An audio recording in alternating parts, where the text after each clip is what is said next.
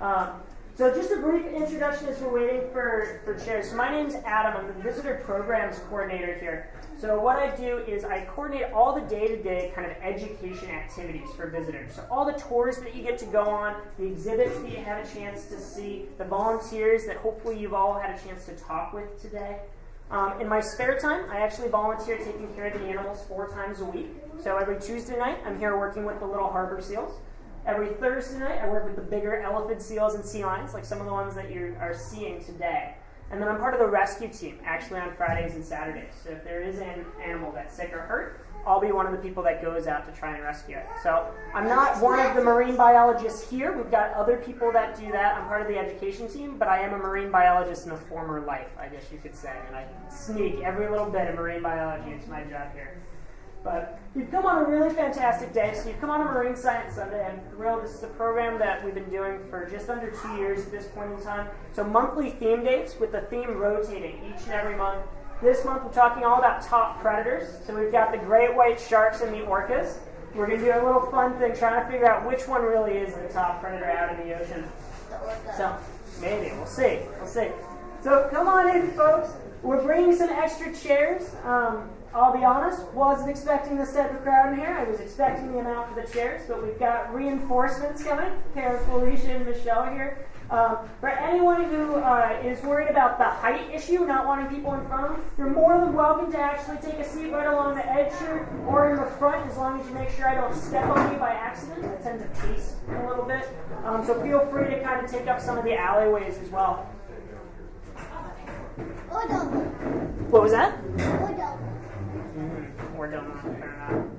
All right. So.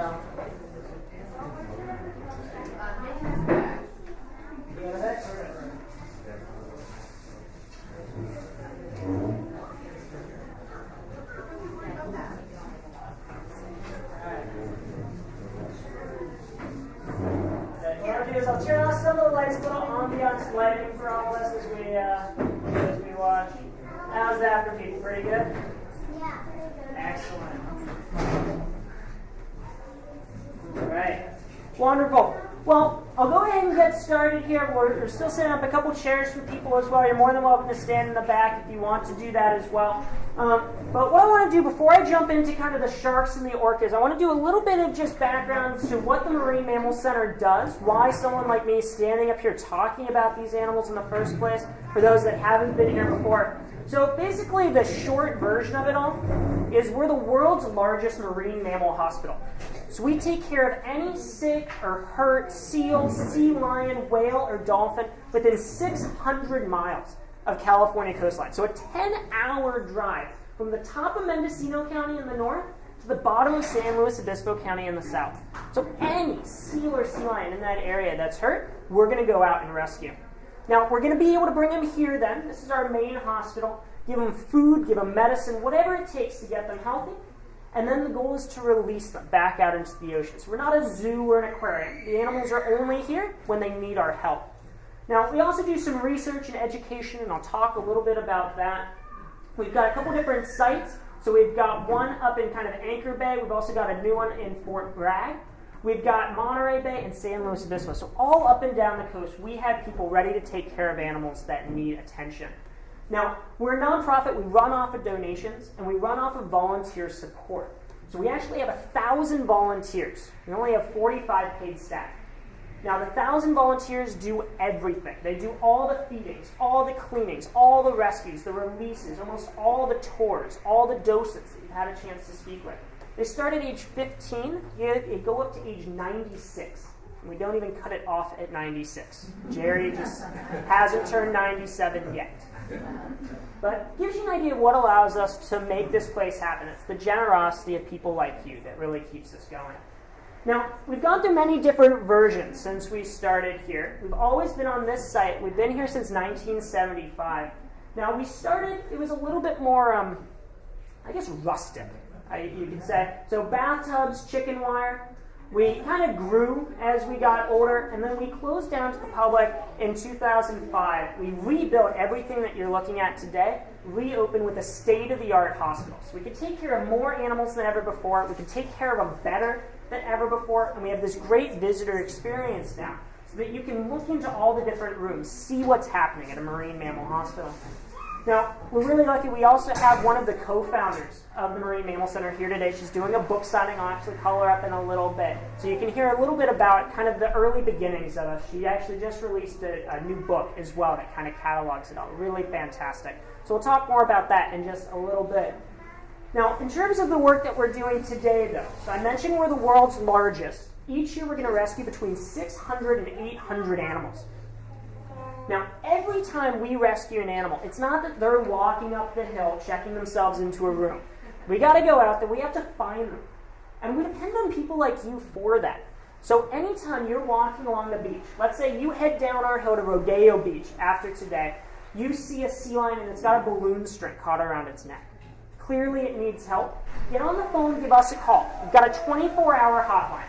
We'll then send a team out there and rescue it. But every animal we get is because of someone like you that gives us a call. We can then bring them back here and get them better. Any test that you can get at a human hospital, x-rays, ultrasounds, brain scans, we can do that right here to get these animals better. This is a 1-year-old sea lion by the name of Orzicorn that we rescued that actually had plastic caught around his neck. Our veterinarians cut it loose, giving him a little bit of medicine. It took around 2 months. But after 2 months, he was healthy and ready to go back home. And it just depends what time of year it is, what's happening out in the oceans for what might be happening here. We've got 3 main species that we take care of, though, and I want to give you a quick rundown of what these animals are like. So we can take a look and take a listen as well.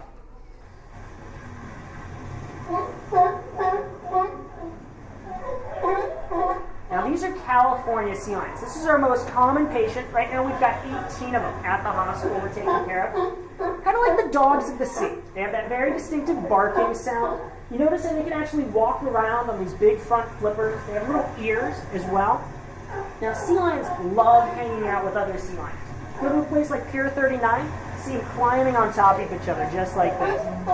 So not only do they like hanging out with each other, they just love climbing on things as well. So at our center, they'll climb up on the edges of pools using those big front flippers.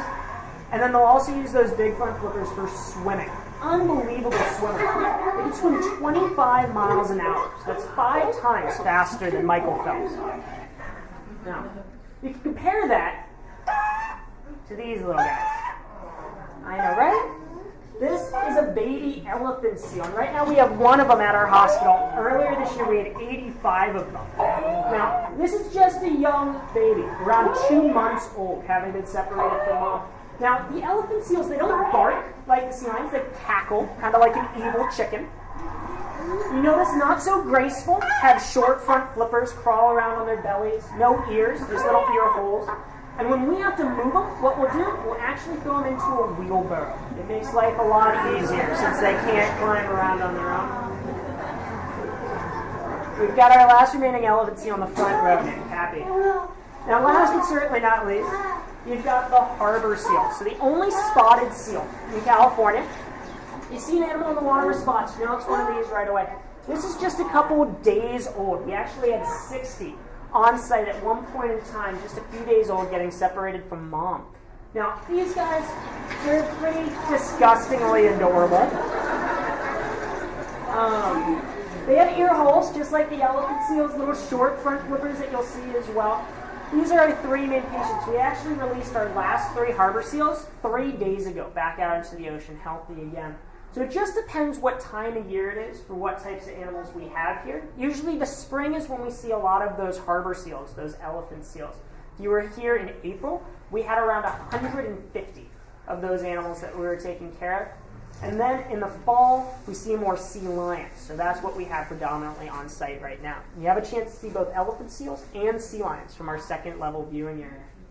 Now, regardless of what type of animal it is, the end goal is always the same. We don't want them here. We want them to be healthy. We want them to be out in the wild. So the day they get better is the day they get released. And so far this year, we've actually released 250 animals back out to the ocean with a second chance at life. In one day? Not in one day. That's since the beginning of the year. In one day would be pretty epic, I would have to say, actually. Now, besides taking care of the animals, there is a component of research, trying to figure out why the animals are sick and figure out ways that we can get them better. So that means here at our hospital, taking things like blood and diagnosing what the problem is. Sometimes animals do pass away as well. We can learn from death, figure out why an animal died to help save all the other animals that are out there. Going on field trips, so looking at healthy animals out in the wild. So there's some big fat elephant seals. And then some of the animals that we take care of get little party souvenirs. So they got these little hat tags so that we can find them again once they get released. Now, you get an idea of what we do here. I want to jump into kind of the theme for today, though, which is top predators. So we take care of the seals and sea lions. They're pretty high up on that food chain. But there are two things that will actually hurt a seal or sea lion. And I wanted to spend some time showing you what makes these animals so amazing out there. Now, we don't take care of sharks here, actually. I've inherited some of the samples that I'll show you today from some of our good friends at the aquarium in the bay. We can take care of an orca if one gets sick. But just amazing what these animals can do out in the ocean. And there are good reasons why they're some of the most feared predators that are out there. Now, we're going to do kind of a little contest here. Figure out who would win in a battle between the orca and the great white shark. So see some of the different skills that they have. And then I'll show you some video clips to see what happens when they are out in the ocean. Starting with the orca. Now, these are also called killer whales. So you've probably heard that term a lot. I don't actually like using that term very much because they're not really a whale. They're the biggest type of dolphin. So you think about what they look like, that looks like an overgrown dolphin. That doesn't look like something like a blue whale. The reason why they're called killer whales is because they like to kill whales. Makes life confusing, but makes sense when you really think about it. Now, these are some pretty big animals, though. 30 feet long. So that's from this screen to the windows at the back of that room. So an orca can barely fit into this classroom. Just astounding. And they're found in every ocean around the world. This is a type of animal that has thrived living in the ocean. They figured out how to live in different types of habitats, whether it's the Pacific Ocean to Antarctica to anywhere around South Africa, Atlantic, wherever it might be. Just amazing. Now, there are a couple things that they do that make them really successful. So family and friends are kind of the most important thing to them. They have their pod. So they're always hanging out with other orcas. And they learn from each other. They actually have communication. So they can talk and have a language to them. And they also have one central figure that kind of runs the show.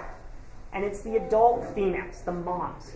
So the moms have this huge family, and they're going to teach them everything that they need to know. So how to communicate, how to swim, how to hunt, in all these different ways. And the females live 80 to 90 years. So this is the same lifespan that you're looking at for a person. So you think about how much information you can share in your life. That's what these orcas are doing with all of their friends and family. And it makes them really successful. Yeah? When I watched a movie, I figured out that killer whales, or orcas, like some people call them, Yeah. like under, and when they live in the icy places, when there's a seal resting on a piece of ice, tanning, like they are in a group of orcas, and then they move the ice. Exactly, and I'm actually going to show a video of that in a little bit, all right? So pretty amazing what these animals do. Each population is different, though. So they have their own culture, if you will. So they sound different. They have different dialects. So you imagine someone from New York and someone from Texas. It actually is that different when you listen to how these animals talk. And depending on where they live, they figured out ways to hunt different types of animals. So in Antarctica, they figured out ways to hunt some of the seals on the ice. We'll talk a little bit about that. Now, this is the orca. Now, there are a lot of different types of orcas when I say orca. And all these are just in slightly different habitats, different areas. So eastern North Atlantic, for example. So these are the ones that are kind of around Greenland, Canada, New England. You've got, for example, sub-Antarctic. So they like the cold. You've got Pacific over here. All different types, but all incredibly intelligent out in the ocean. Now, they're going to go up against the white shark. And they are actually called just white sharks, not great white sharks. We just added that for emphasis somewhere down the road. And these aren't even a mammal, so we don't see them here. They're the biggest type of fish. And they're the largest predatory fish, so the type of fish that's really going to go after big, big stuff out in the ocean, whether it's seals or whales, whatever it might be. Now these guys are pretty big, so 20 feet long, 5,000 pounds. So 20 feet long is from this wall all the way to that wall. 5,000 pounds is more than the weight of an SUV. That's more than the entire starting offense of the San Francisco 49ers. Pretty big animals. And they're found in a variety of places as well. We're familiar with the ones right off our coastline. We've got great white sharks in kind of the California waters. You'll find them in North Atlantic, so off the coast of Massachusetts, Cape Cod, where Jaws was filmed, around Africa and Australia as well. Now, the white shark have slightly different strategies and different things that make them successful. So they actually like being by themselves. They don't like friends and family. You rarely see them with others. They hunt by ambushing things. So they're not the quickest in the world. They're not necessarily ones that are going to figure out a strategy to corral an animal somewhere. But these are animals that are going to be at the depths. They're going to look up and see that seal or sea lion in the water, and then they're going to jump on it. And they're going to figure out a way that they can strike that animal without it ever seeing the shark in the water. Now, they can swim up to 35 miles an hour during that. So pretty quick animals for being so big. But even the fact that everyone has heard of a great white shark. There is something called Shark Week out there, where people spend a week of their lives watching nothing but really white sharks on television. We know nothing about these animals. So we don't really know their migratory routes. We don't know where they go when they're not in California or when they're not being aired on Shark Week. We don't know where they give birth, and we don't know where they mate. So when you think about trying to help an animal, and this is actually an endangered species, we know nothing about them. For being probably the most famous animal in the ocean, we still have so much to learn about some of these animals. Now, what's interesting is that we know a fair amount about kind of the former contender in the shark world, something called the megalodon. So, how many people have heard of the megalodon here? All right, fair amount of people. I know its full name. You know its full name? What's its full name? Crocodile megalodon. Nice. Excellent. Now, gotta love what people learn in school, right? All right. So, I want to give you a little bit of an idea of scale here. So, a great white shark, 20 feet long, the width of this classroom. Megalodon, 60 feet long. Now, this is a shark that went extinct a long time ago. They were around 1.5 million years ago, and were the just kings and queens of the ocean for around 27 million years. Now, with the megalodon, I want to give you a bit of scale here. You're going to have a chance to come up here. There are a lot of specimens that I brought out. This is a great white shark tooth. And you can come up, you can take a feel of this. How do we know that the other one is megalodon? This is a megalodon tooth. And these are just individual teeth. Look at the big kind of jaw over there. They might have hundreds of these in their mouth at one point in time and go through 30,000 teeth in their lives.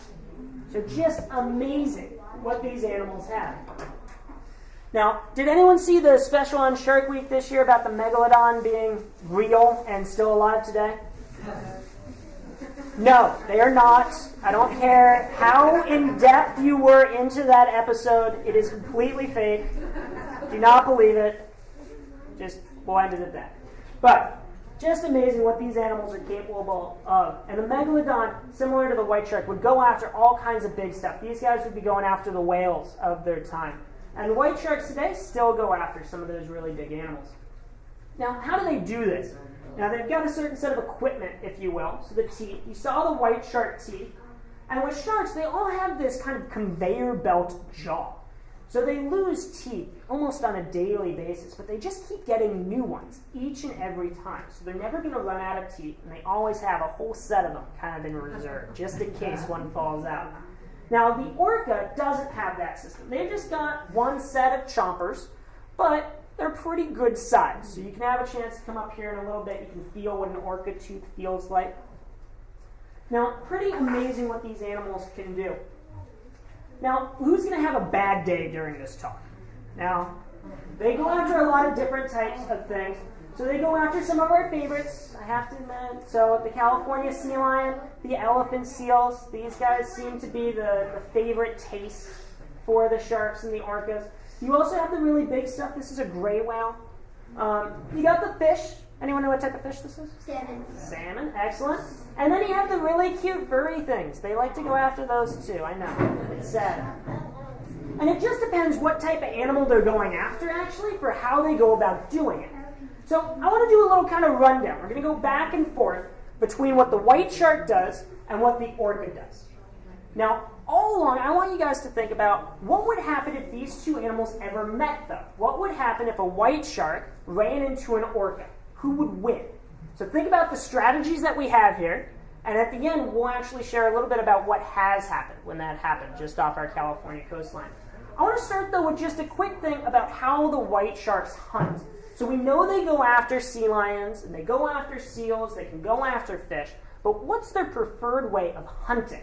And probably most people here have seen Shark Week at some point in their life, right? No. Only a few.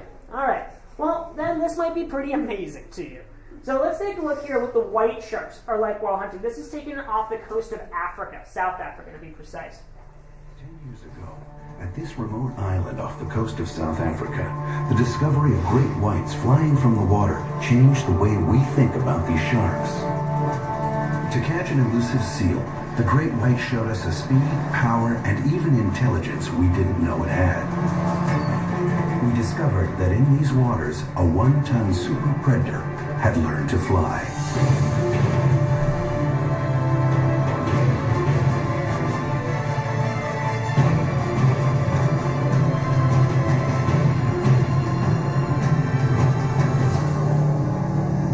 If it makes you feel any better, that's not a real seal in its mouth.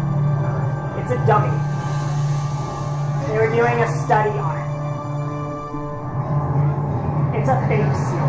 It's like a stuffed animal.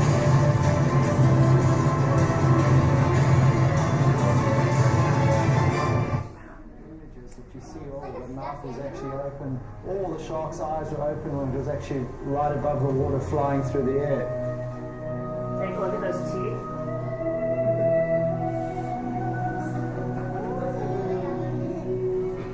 It's also interesting, within a split second, how the sharks are able to reject the decoy. They know almost the moment it touches their teeth that it's not the real food item and will spit out the decoy with a tremendous whoosh of water.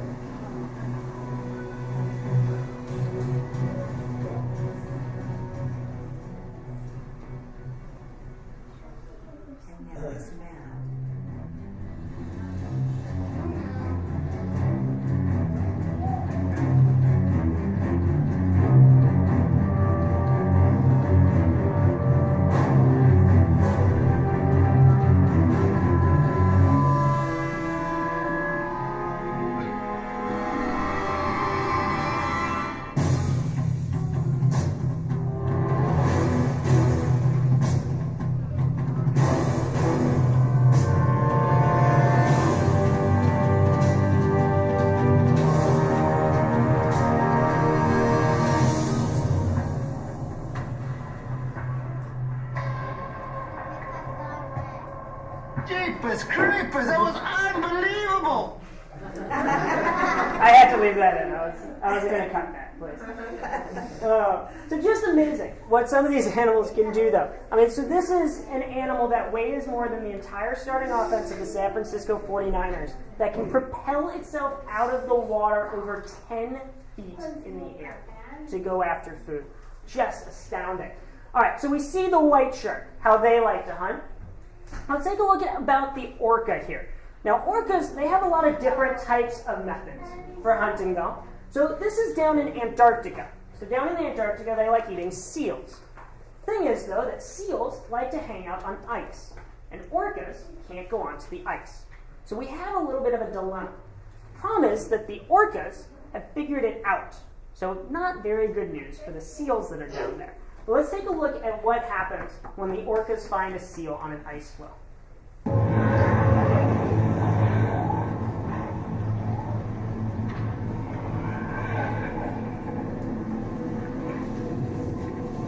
A crab-eater seal.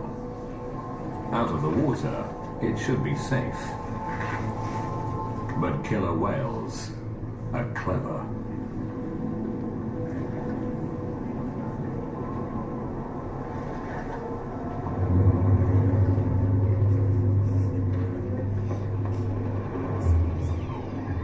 to coordinate the attack, 3 whales line up, swimming in formation, beating their tails in unison.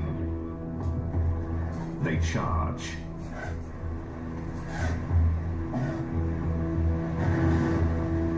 The bow wave was too small.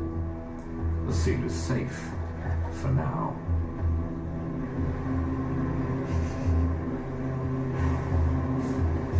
Little terrifying for the seal. Yeah. But it's surrounded. There's no escape. And now 6 whales are lining up for the charge.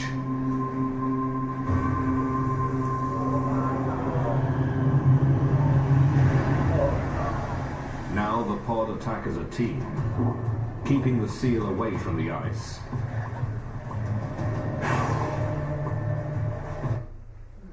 Now, to think about what that would take to orchestrate, you can barely get your own friends and family to work with you on something. And these are ones that realized that 3 wasn't enough, and that 6 would be enough, and then coordinate an attack to go after one thing. So just amazing. And this is what's being passed down over generations to their offspring, so that they always know the best ways to hunt their food.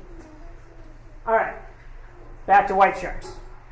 So, we've got the white shark being able to kind of ambush its prey, fly out of the water. We've got the orca that can work with the team to get a seal off the ice. Well, let's see what happens when the white shark actually makes contact. So just the force that they're going after, some of their prey. The impact a Cape fur seal must sustain from a white shark hitting it at force from a depth of 25 to 30 meters is probably comparable to the impact of what a human would experience in a car crash. On takeoff, fighter pilots may experience 3 to 4 Gs, meaning their body instantly becomes 3 to 4 times heavier.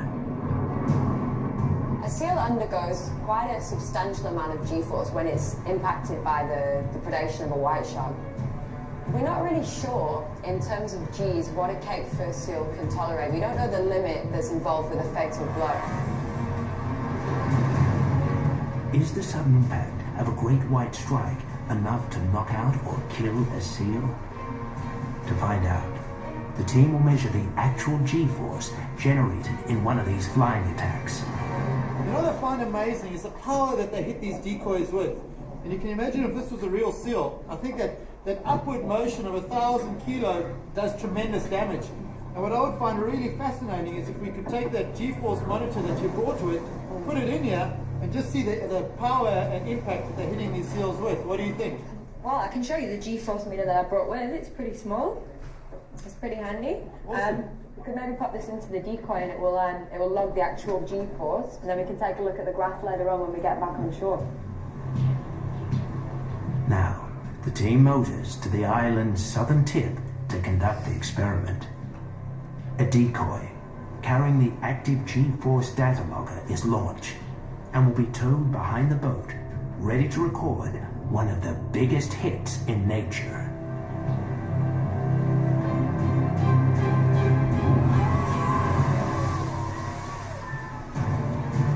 The attack was spectacular.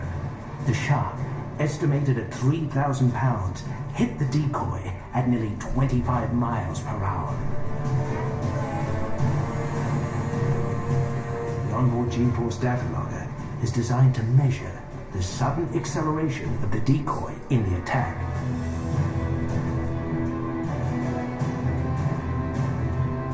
No one knows what a seal can withstand, but a sudden impact of 50 Gs is almost always fatal to humans. Sustained G-force, lasting more than a few seconds, is even more deadly. Anything above 15 Gs can kill. Now, the data logger will be retrieved and brought back to the harbor, where the results will be examined by Alison and Chris. Let's put the data log in and see what we get. Oh my grief! Look at this. If I'm reading this correctly, that's 29 Gs. It's almost a death blow without even biting it. 29 Gs. I wonder what immediate effects the seal feels from a G-force that high. I mean, one would imagine that it'd be something along the lines of maybe tunnel vision, blackouts, maybe unconsciousness or death. You know, so often you see them where they're knocking the seals 10, 15 foot into the air, and you can now instantly see why. 1,000 kilograms of shark going at 40 kilometers an hour, it's going to do a lot of damage, even if it doesn't bite you. So they don't even need to bite, is basically the bottom line. So they hit the seal with enough force that just that impact allows them to get to the seal. So you think about all those teeth that it has, that's not even the part that's the bad news about the white shark. All right. Back to the orca. So, I'm curious at this point. How many people think in a battle between the orca and the white shark wins? Okay. All right. How many people think orca wins? All right. What was that? We'll see. All right. So orcas. Now, we've seen what orcas are like hunting down in Antarctica. So you've got ice. You've got all of these kind of seals that are hiding up on the ice. They figured out a way to get them out. Is it a one-on-one? Basically, yes, actually. Now, with the orcas, they do something different in South America. So right off the coast of Argentina, basically Patagonia, they like to hunt sea lions down there. Now, these sea lions down there are gigantic. They could be 2,000 pounds. And it's hard to get one of those animals out in the middle of the open ocean and not hurt yourself at the same time. And they don't need 2,000 pounds of sea lion. They just need some of the younger ones, the ones that haven't yet figured out a way to fight back. There's a problem, though. All the younger ones that haven't figured out a way to fight back don't go into the water. So how do you find those animals, and how do you get to those animals if you can't get them into the water? And that's what orcas have been spending a fair amount of time trying to figure out. Yeah? They beach themselves.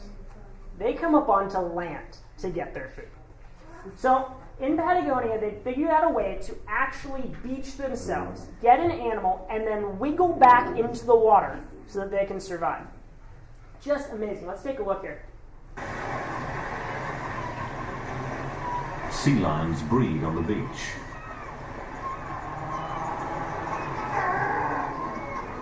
Pups are a month old when they head down to the water.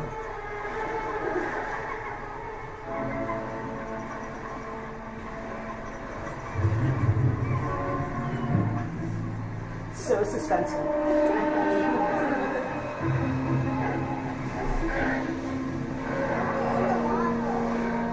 Killer whales patrol the beach, learning the location of deep water channels, ready to launch an amphibious assault.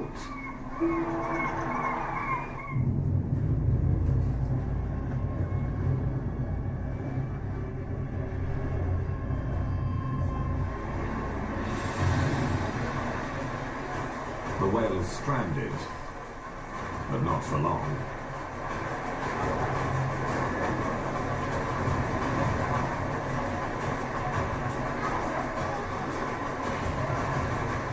In 1 hour, a pod can kill 20 seals. 2 males hunt together.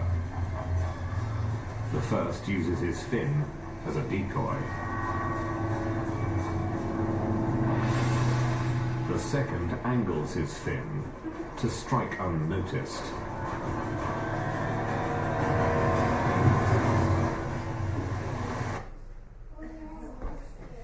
Now imagine, so orcas can only be out of water for so long. It's just like any dolphin or any whale that beaches itself.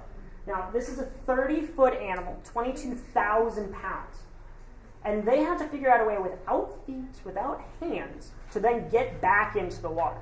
So just the skill it takes to do that in terms of wiggling around. It's as if you were kind of on your belly and you had to move 100 yards or so to be able to get to where you need to be. That's what these animals have done. They're risking life and death, but they're successful enough because they've learned from everyone before them the best ways to do it. Now, what happens when they meet? Now, you actually don't see orcas and white sharks in the same environments very often. So we don't have a lot of data on this. But do you have a question? You see what? A rabbit seal on the beach. That's too kind. That's sad. But with the orcas and the white sharks, there's one area where they have actually met at one point, and it was actually very close to us. It was at the Farallon Islands.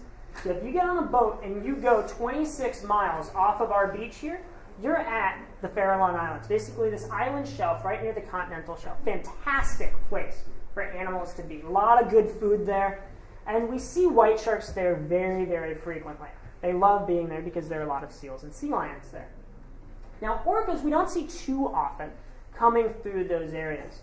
But it was a couple years ago, there were 2 of them that we found swimming. And somehow, they met up with that white shark. And we actually have part of it on video. It's the only time it's ever been caught on video, what happens when these 2 animals meet. But it shows the different strategies that animals can use to actually go for each other. So you're basically going brains versus brawn. You've got the ambush predator that can just hit something and it dies, or an animal that comes up with some strategy to put it at a disadvantage, or for the orcas to be at an advantage. Let's take a look at what happens. The killer whale and the great white shark. This one's even more suspenseful.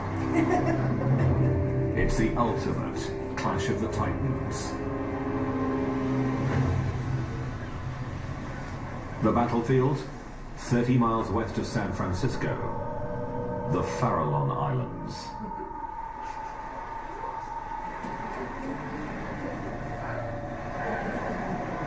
Five species of seals and sea lions breed here.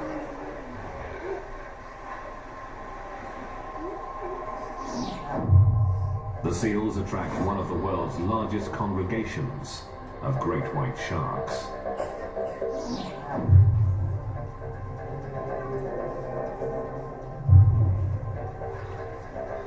Killer whales are rare here. The sharks rule.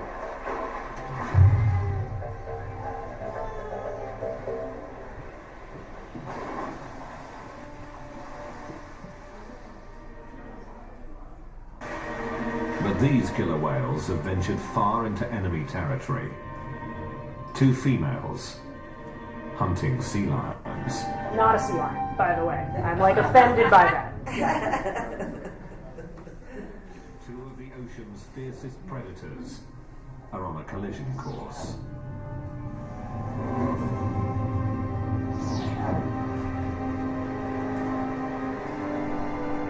One whale, one shark.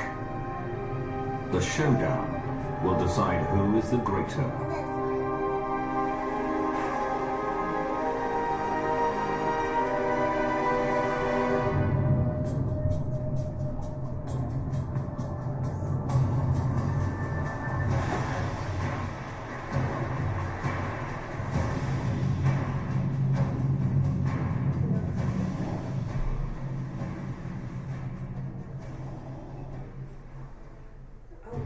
All of a sudden, one of the orcas made a beeline in this direction. They swam out on an intercept path with the white shark. The killer whale and the great white disappear below the waves. There was a splash and then nothing. We were kind of collectively holding our breath. There was no blood, there was no thrashing around. It was only when the killer whale emerged from the distance coming back toward the boat carrying the shark in its mouth that we actually knew what had gone down. This is really, really strange. This orca came up next to the boat, and now what appeared to be dead white shark by the back of the neck, held it up for us like a cat with a mouse, just show it off. Is he eating the shark? I couldn't see. It was holding the white shark inverted, and the white shark was motionless at that point, and it swam for a while with this upside-down white shark in its mouth. The whale strikes, stunning the shark. Then, it holds it upside down.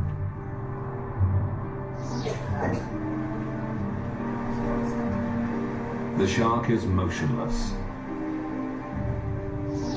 It enters a natural state of paralysis, tonic immobility.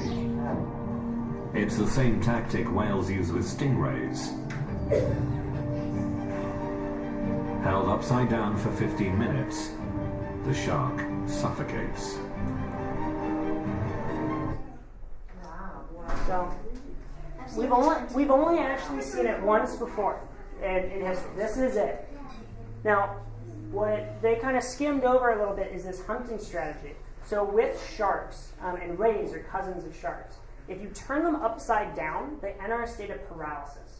It's something evolutionarily, it appears, to help them keep kind of calm at a certain sense if there's something really crazy, and then they're able to right themselves. So in some big kind of wave or storm or anything like that, not to really stress. But if they stay like that for too long, they actually drown. Now, orcas were hunting rays like this for a long period of time.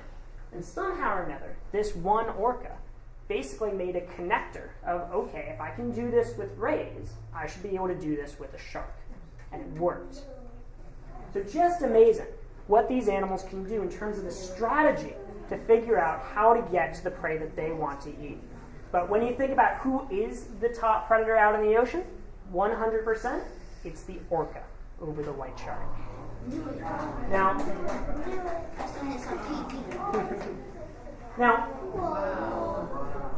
in the sense of how much of a top predator they are, so this is a dolphin.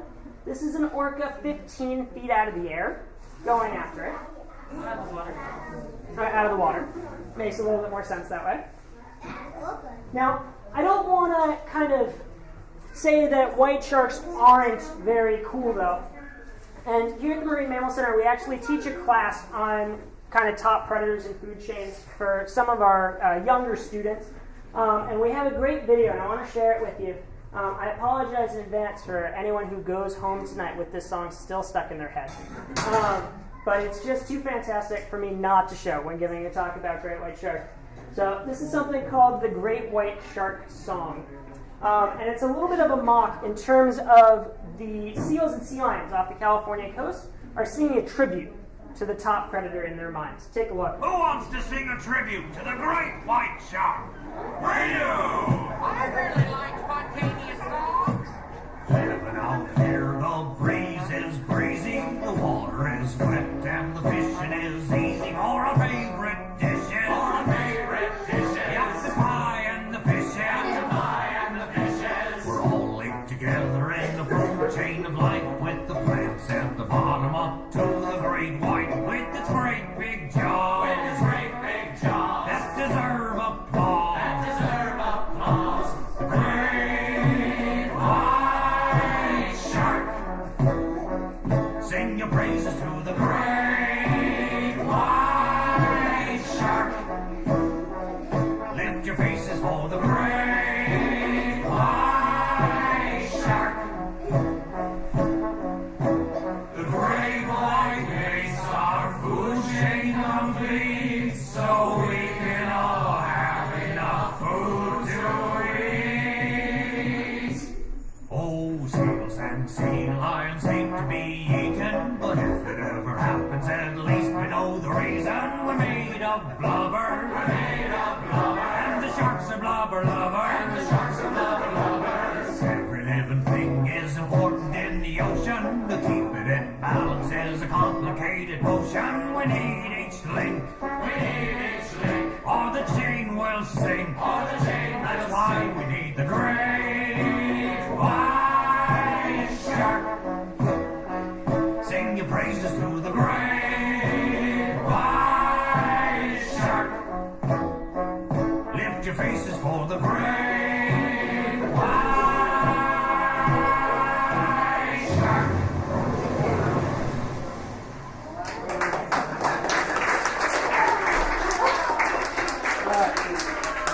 Now, before I let you go, I do have to say a couple other things, though, because I've talked about how incredible these animals are in terms of predators.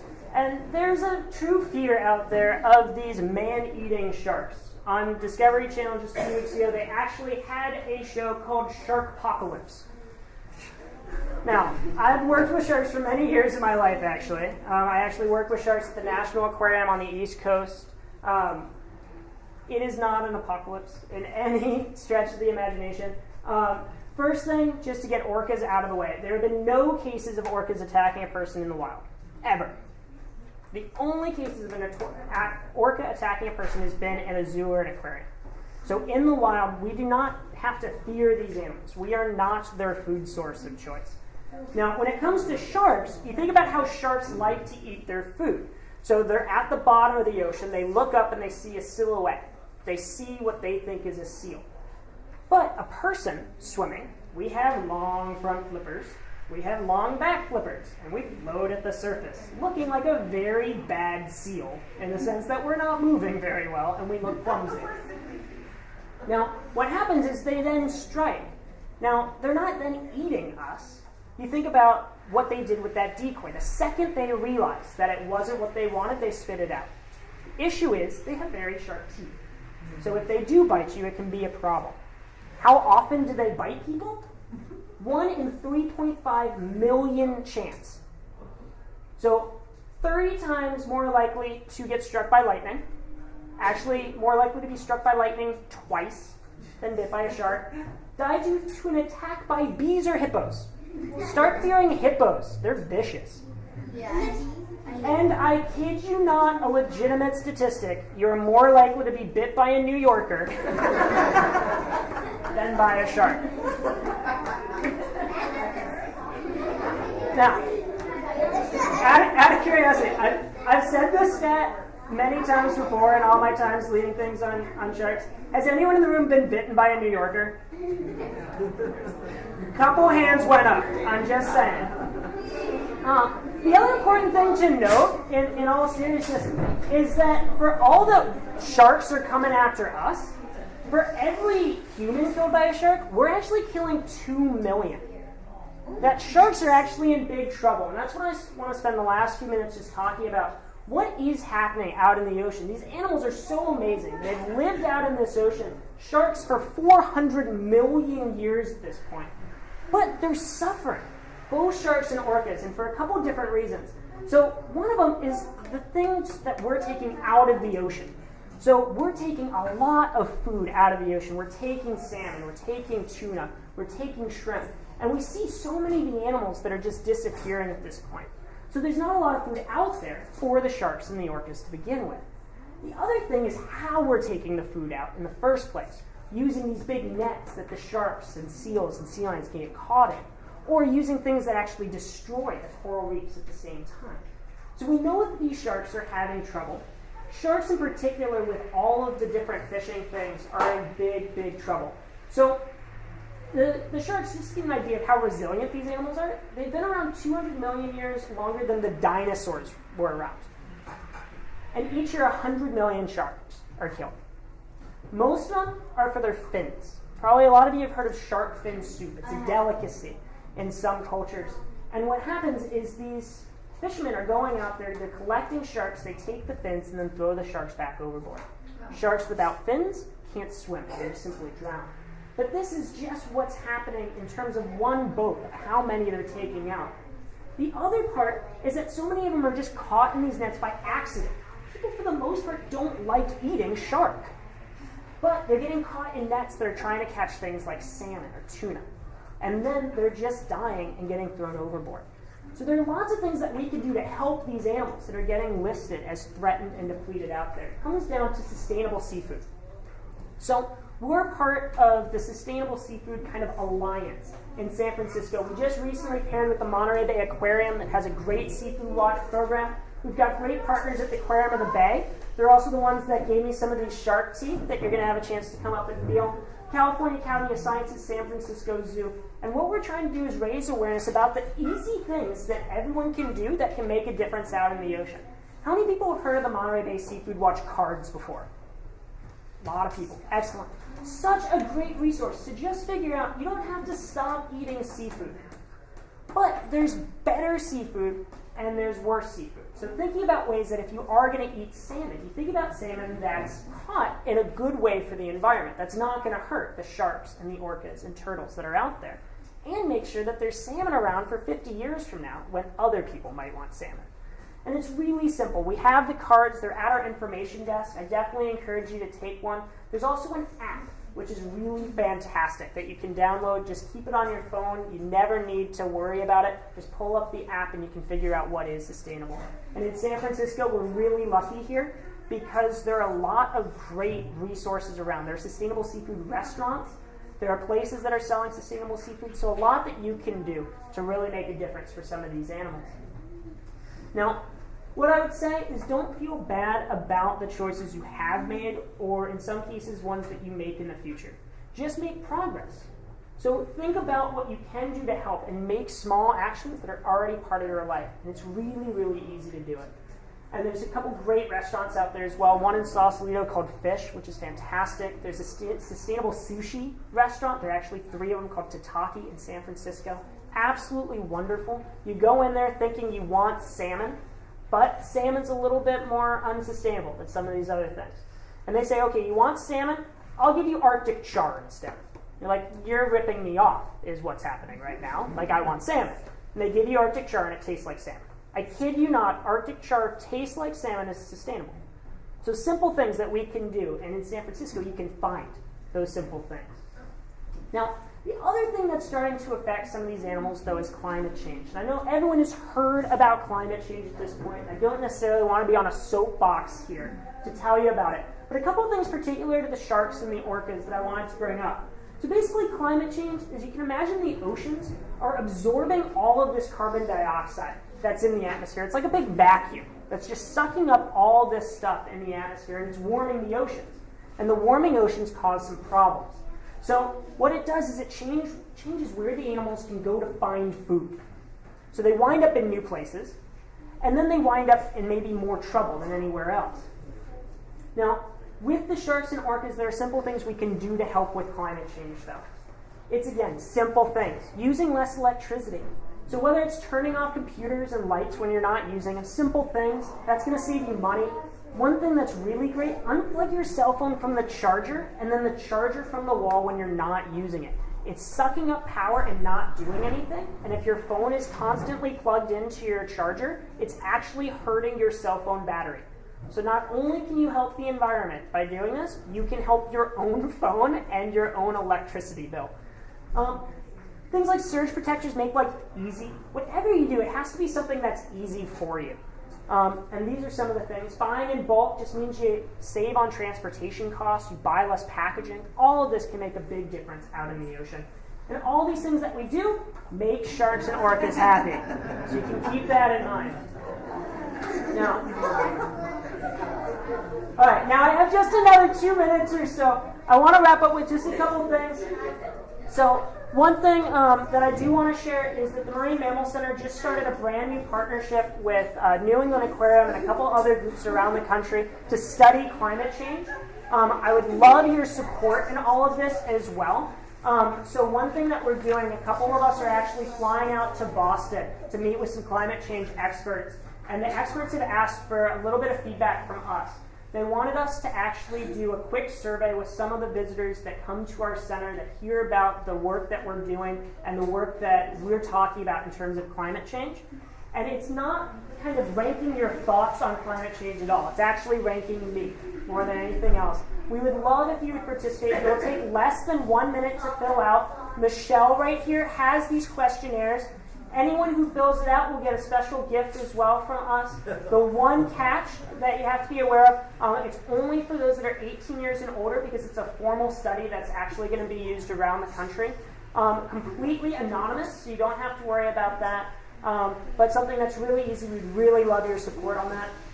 The other couple notes that I want to mention is we've got a couple other great activities that are happening today. We've got Pat Aragoni, one of the co-founders of the Marine Mammal Center here, sharing her book and signing books. She's going to be right out near the gift shop. She's also sitting in the middle of the classroom right in front of us, basically. So we've got Pat. We've also got tours.